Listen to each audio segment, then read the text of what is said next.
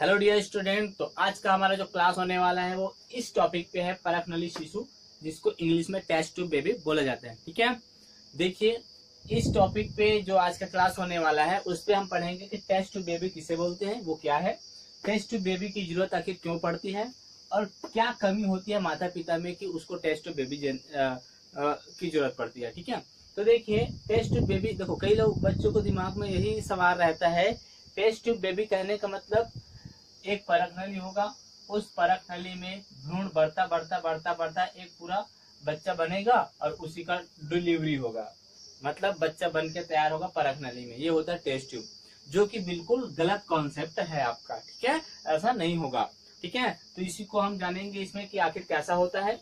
दूसरा टॉपिक हम पढ़ेंगे टेस्ट ट्यूब बेबी की जरूरत क्यों पड़ती है। देखो हर माता पिता को शौक थोड़ी है कि वो नेचुरली ढंग से ना होकर टेस्ट ट्यूब बेबी को जन्म दे, है ना। उसकी कुछ क्या होंगी, कमियां होंगी। आखिर वो कमी क्या है कि किन माता पिता को आखिर टेस्ट ट्यूब बेबी की जरूरत पड़ती है, उसके बारे में जानेंगे। ठीक है, तो वीडियो लास्ट तक जरूर देखना ताकि आपको हर डाउट क्लियर हो। ठीक है, चलिए समझते हैं। पहला यहाँ से कमी से स्टार्ट करेंगे। पहले हम कमी देखेंगे कि माता पिता में ऐसी कौन सी कमी होती है जिसके कारण उनके बीच निषेचन नहीं हो पाता। ठीक है, चलिए समझते हैं। सबसे पहले हम इसमें क्या समझेंगे, कमियां समझते हैं कि आखिर पेरेंट्स में से क्या कमियां थी। तो कमियां मेल में भी हो सकती है और फीमेल में भी हो सकती है। ठीक है, दोनों में कमी हो सकती है। पहले मेल में देखिए, मेल में क्या प्रॉब्लम होगा जिसके कारण निषेचन क्रिया नहीं हो पाएगी। तो मेल में जनरली स्पर्म से रिलेटेड क्या होगा, पहला बात तो ये होगा कि यदि 7 ml से 7 ml से यदि कम स्पर्म बनता है, वीर्य कम बनता है 7 ml से, तो बच्चा पैदा नहीं कर पाएगा। वो सफिशियंट नहीं है इतना ml से कम होना। ठीक है, मिनिमम 7 ml होना चाहिए। 7 ml से अधिक होगा तो चलेगा, बट इससे कम होगा तो क्या होगा, वो पूरी तरीके से अंडाणु जो होता है फीमेल में उसको निषेचित नहीं कर पाएगा। ठीक है, तो कितना होना चाहिए, 7 ml होना चाहिए। 7 ml से अधिक कम होता है तो निषेचन क्रिया नहीं हो पाएगी। ठीक है, तो पहला कमियां तो ये रहा स्पर्म से रिलेटेड। दूसरा कमी इसमें क्या हो सकती है, शुक्राणु में पूंछ का न बनना। देखो शुक्राणु की जो स्ट्रक्चर होती है वो आपको पता होगा, इस प्रकार से होता है शुक्राणु। ये हेड पार्ट होता है, ये टेल पार्ट होता है। तो देखो जो इसकी पूंछ होगी, यदि वो सही ढंग से नहीं बनता है, विकसित नहीं हो पाता, इतना छोटा बन गया, तो जो स्पर्म जो है वो आगे गति नहीं कर पाएगी, क्योंकि इसका पूंछ ही नहीं रहेगा तो कहाँ से गति करेगा भाई। ये पूंछ ही नहीं है तो कहाँ से गति करेगा। पूंछ रहेगा क्योंकि पूंछ में क्या पाया जाता है, माइटोकॉन्ड्रिया पाया जाता है। माइटोकॉन्ड्रिया के कारण ही इस पर जो शुक्राणु होते हैं वो आगे तैर कर जाते हैं, वो जो है गति कर पाते हैं। बात समझ में आया। अगर इसका ये समझो पैर है, अगर पैर ही काट दो तो कहाँ से चलेगा वो स्पर्म। ठीक है, तो ये है, अगर पूंछ नहीं बनेगा तो शुक्राणु आगे नहीं जा पाएगी, कहाँ पास, अंडाणु के पास, क्योंकि अंडाणु तो वहीं रहता है, अंडाणु को तो कहीं जाने की जरूरत नहीं पड़ती। इससे पहले वाली वीडियो में मैंने आपको अच्छे से समझाया है, यदि आप वो वीडियो नहीं देखे हैं तो जरूर देख ले। निषेचन है वो टॉपिक, ठीक है, जिसमें मैंने पूरा कंप्लीटली बताया कि किस प्रकार से स्पर्म अंडाणु तक पहुंचता है, दोनों के बीच निषेचन होती है, सारा डिटेल उसमें मैंने अच्छे से समझाया है। ठीक है, तो देखो शुक्राणु में पूंछ करना बना, ये भी एक कमी है पुरुषों में। ठीक है, तो वो भी निषेचन नहीं कर पाएगा। ठीक है, तो ये बहुत ही ज्यादा इंपॉर्टेंट है आपके लिए, ये समझना। अब देखो फीमेल में क्या कमियां होती है, तो फीमेल में जो होती है ओवम का ना बना। ओवम कहाँ बनता है भाई, ओवम बनता है ओवरी के अंदर। ये स्ट्रक्चर आपको दिखाई दे रहा है, ये दोनों क्या है, ओवरी है। ओवरी को हिंदी में क्या बोलते हैं, अंडाशय बोलते हैं। ठीक है, तो ओवरी के अंदर कौन बनता है, ओवम। तो ओवम जो बनता है ना वो महीने में एक बार बनता है। कैसे, जब ओवरी के अंदर ओवम धीरे धीरे धीरे परिपक्व होता रहता है और एक समय ऐसा आता है कि वो केवल एक ही परिपक्व अंडाणु यहाँ से स्प्लिट होकर, यहाँ से फूटकर बाहर निकलता है, एक ओवम जिसमें एक केंद्रक होता है।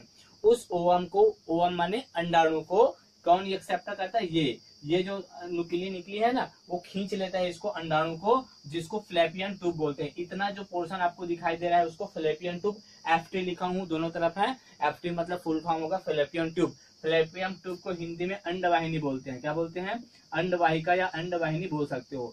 अंडवाहिनी मतलब जो अंडे को ले जाने का काम करेगा। ठीक है, तो ये फ्लैपियन ट्यूब है जो कि यहीं पे रहेगा स्थगित। अब अंडाणु जो होते हैं वो तो अचल होता है, कहीं जा नहीं सकती। ठीक है, क्योंकि उसमें माइटोकॉन्ड्रिया नहीं पाए जाएंगे, तो केवल फिलोपियन ट्यूब में ही अंडाणु रुका रहेगा, कहीं नहीं जा पाएगा। इस कारण से शुक्राणु को दौड़ा भगते भगते जाना पड़ता है उस अंडाणु के पास निषेचन करने के लिए। बात समझ में आ रहा है। तो यदि ओवम ही नहीं बनेगा तो निषेचन होगा क्या, बताओ। क्योंकि भाई निषेचन होने के लिए आपको शुक्राणु चाहिए और प्लस अंडाणु चाहिए। जब दोनों आपस में मिलते हैं तो यही क्या कहलाता है, निषेचन कहलाती है। ये क्रिया फर्टिलाइजेशन कहलाती है। तब भ्रूण बनता है। भ्रूण धीरे धीरे विकसित होता है, एक कोशिका से दो कोशिका, दो से बहुत सारे ऐसे कोशिकाओं का निर्माण होता है जिससे भ्रूण बनता है। अब जो मनुष्य होता है ना, पहले एक कोशिका थी, खाली एक कोशिका थी, उसके बाद दो बना, फिर चार, ऐसे करके बहुकोशिकी बनता है, फिर भ्रूण बनता है। भ्रूण से फिर धीरे धीरे धीरे 9 माह तक पूरा बॉडी तैयार होता है। उसके बाद 9 माह बाद डिलीवरी होती है बच्चे के रूप में, ठीक है। तो यदि ओवम ही नहीं बनेगा तो निषेचन नहीं होगा। बात समझ में आ रहा है। इसी ओवम के कारण महिलाओं में पीरियड होते हैं, ठीक है। पीरियड होते हैं मतलब समझ जाना कि वो क्या होता है, उसमें बच्चे पैदा करने की शक्ति आ गई। यदि किसी महिला में ओवम नहीं बनता है तो वो उसमें पीरियड नहीं आते, तो ये प्रॉब्लम हो सकता है, ठीक है। तो ओवम का बनना पीरियड को स्टार्ट करते हैं। समझ में आया, ठीक है। दूसरा देखो, एफटी का पतला होना। एफटी मतलब फ्लैपियन ट्यूब। यदि ये फ्लैपियन ट्यूब पतला होगा तो आप ही बताइए, जो स्पर्म है क्या इसके अंदर से गुजर पाएगा, क्या नहीं गुजर पाएगा। क्योंकि देखो स्पर्म, देखो यहाँ पे फ्लैपियन ट्यूब है, ये संकरी नली होती है जिसको पार करके स्पर्म यहाँ तक पहुंचे। क्योंकि अंडाणु तो यहाँ पर है भी, अंडाणु यहाँ पर है और स्पर्म यहाँ से आता है, ठीक है। तो स्पर्म जब आएगा और यही नली ही पतली हो गई तो स्पर्म कैसे घुस पाएगा उसमें, नहीं ना। तो इस कारण से यदि फ्लैपियन ट्यूब पतली हो गई, यहाँ पे पतली हो गई, तो बंद हो जाएगा ये वाला रास्ता, स्पर्म यहाँ से इंटर नहीं कर पाएगा, जिसके कारण निषेचन की क्रिया नहीं हो पाएगी। मैंने फिर बता रहा हूँ कि निषेचन होने के लिए अंडाणु और शुक्राणु का मिलना बहुत ही ज्यादा जरूरी होता है। समझ में आ रहा है। तो ये मेल और फीमेल दोनों में कमियां होती है जिसके कारण निषेचन नहीं हो पाता। पेरेंट्स को इस कारण से टेस्ट ट्यूब बेबी की जरूरत पड़ती है। अब टेस्ट ट्यूब कैसा होता है, डॉक्टर लोग कैसे उसको करते हैं, समझिए।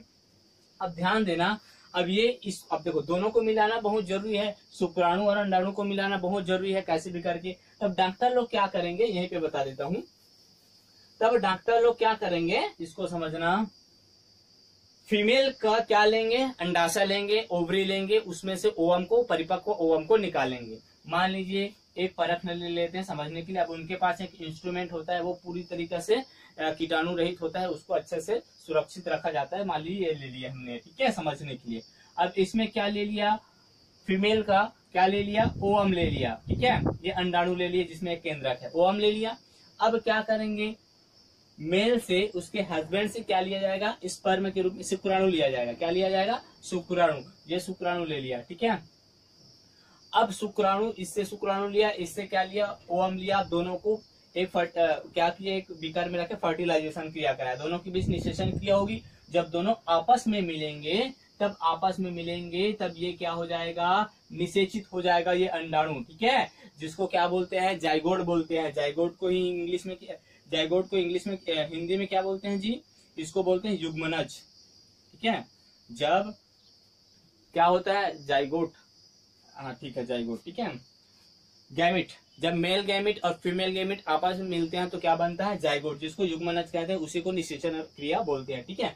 अब ये जो अंडाणु है वो निषेचित हो गया क्योंकि स्पर्म इसके अंदर घुस गया। अब ये निषेचित हो गया, तो जब निषेचित होता है तो एक केंद्रक से कितने केंद्रक बन जाते हैं, 2 केंद्रक। अब वही 2 केंद्रक क्या होते हैं, क्योंकि हमको पता है एक कोशिका में केवल एक केंद्रक रह सकता है। अब 2 केंद्रक बन गया तो 2 केंद्रक मतलब कितने कोशिका हो जाएंगे, 2। ये 2 बीच से डिवाइड हो जाएगा, ऐसे बीच से डिवाइड हो जाएगा, ध्यान देना, ये बीच से डिवाइड हो जाएगा। अब बताओ कितने कोशिका हो गए, 2 कोशिका। तो इस प्रकार से इसमें द्विगुणन की क्षमता पाई जाएगी और ये अल्टरनेट क्या करेंगे, अपने को विभाजित करते जाएंगे। अब 2 से कितने हो जाएंगे, 4 कोशिका बन जाएंगी, 4 से फिर 8 बन जाएंगे। तो इस प्रकार से लगभग जब 35 कोशिका बन जाती है ना, जब लगभग 35 कोशिका बन जाएगी, 35 सेल्स बन जाएंगे इस बीकर में, तब क्या करेंगे, तब डॉक्टर लोग इस जो फर्टिलाइजेशन, जो निषेचित अंडाणु है उसको निकाल के मादा के गर्भ में यहाँ पे रख देंगे। इसको यूटेरस बोलते हैं, गर्भाशय बोलते हैं हिंदी, और अपने आम बोलचाल की भाषा में इसको क्या बोलते हैं, देहात में इसको बच्चादानी बोला जाता है, ठीक है। ये यूटेरस है, यूटेरस को ही हिंदी में गर्भाशय बोला जाता है, ठीक है। तो बच्चा यहाँ नहीं बनेगा ये भैया, भाई इसको खान पान की जरूरत पड़ेगी। तो खान पान कहाँ से मिलेगा, उसको पोषण कहाँ से मिलेगा, माँ के गर्भ से मिलेगा, जाहिर सी बात है। तो डॉक्टर लोग, अब देखो इसको 35 द्विगुणन हो गए, छोटी सी कोशिका है, कोशिका से द्विगुणन करके लगभग 35 कोशिकाओं का एक गुच्छा बंडल बना है अभी, ठीक है। भ्रूण धीरे धीरे तैयार हो रहा है। अब ये इसको उठा के माँ के गर्भ में यहाँ पे यूटेरस में यहाँ पे डाल दिया जाएगा। इसको बात समझ में आया, गर्भ में यहाँ पे डाल दिया जाएगा। अब बच्चा जो है, अब ये निषेचित है, अभी बच्चा नहीं बोलेंगे इसको, निषेचित अंडाणु है। यही निषेचित अंडाणु धीरे धीरे विकसित होते होते हुए ये भ्रूण का निर्माण करता है। तो बच्चा कहाँ पे बढ़ता है, यहाँ पे, ठीक है। केवल निषेचन की क्रिया कहाँ होगी, इस बीकर में। तो इस कारण से इसको टेस्ट ट्यूब बेबी बोल दिया जाता है। अब आपको समझ में आ गया होगा कि टेस्ट ट्यूब बेबी क्या है। तो मेल का शुक्राणु और फीमेल का अंडाणु दोनों को लेकर एक बीकर में फर्टिलाइजेशन मतलब निषेचन क्रिया कराई जाती है। उसके बाद जो निषेचित अंडाणु है लगभग 35 कोशिकाओं का बंडल, उसको यहाँ से निकाल के माँ के गर्भ में डाला जाता है और यही फिर भ्रूण आगे विकसित होता है। बात समझ में आया।